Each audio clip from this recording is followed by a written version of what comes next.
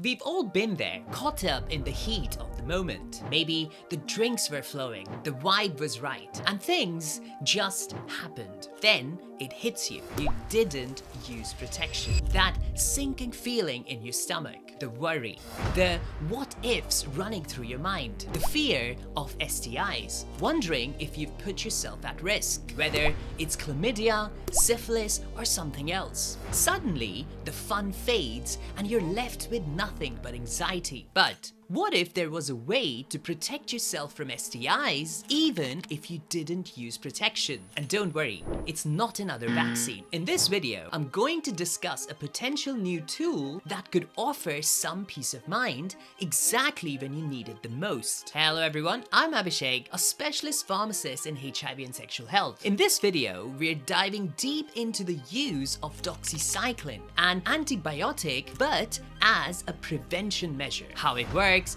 and most importantly, if it's something you should consider. If you've ever wondered about ways to protect yourself beyond the traditional methods like condoms, this could be a game changer. By the end of this video, you will have a clear understanding of whether doxycycline PEP is right for you and how it could impact sexual health in the future. Let's start with the basics. What is doxycycline PEP?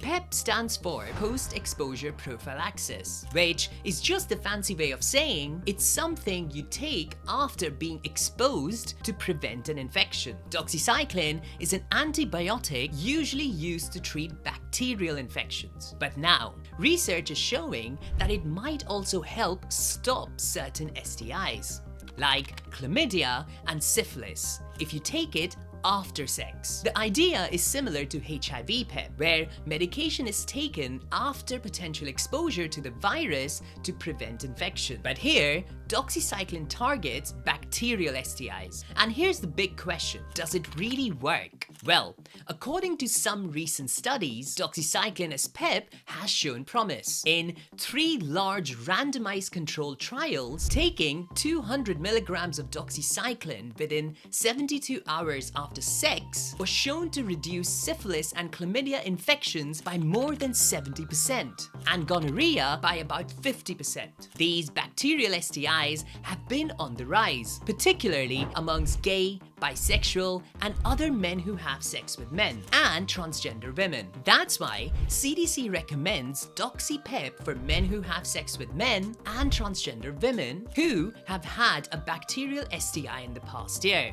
It can be used as a way to protect yourself, along with regular STI checkups, advice on reducing risk, and HIV prevention methods like PrEP. However, there are some challenges to consider.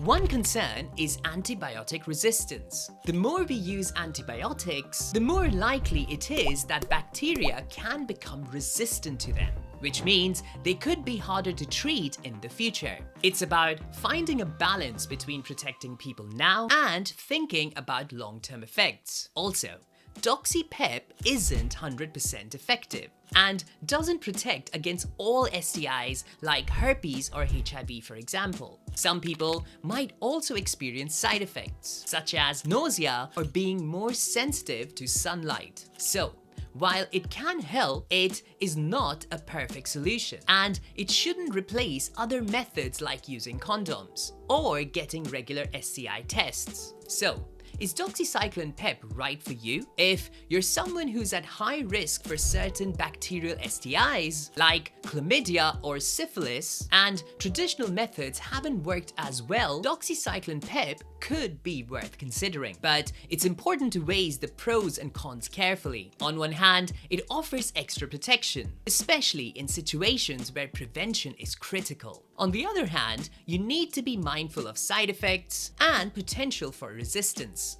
Doxy-PEP represents the first new STI prevention tool in decades, at a time when innovation in the global fight against STI is desperately needed. But it's important to note that it's not a one-size-fits-all solution. It's a tool that, when used correctly, could significantly reduce STI rates, but it must be used wisely. in combination with other preventative measures. So, should you start taking doxycycline PEP? That's a conversation you need to have with your doctor. They can help assess your risk factors and determine if it's a good option for you. Now, I want to hear from you. Have you ever heard of doxy-PEP before? Do you think it's something you'd consider using? What are your thoughts on using antibiotics for STI prevention? Let's have a conversation in the comments below.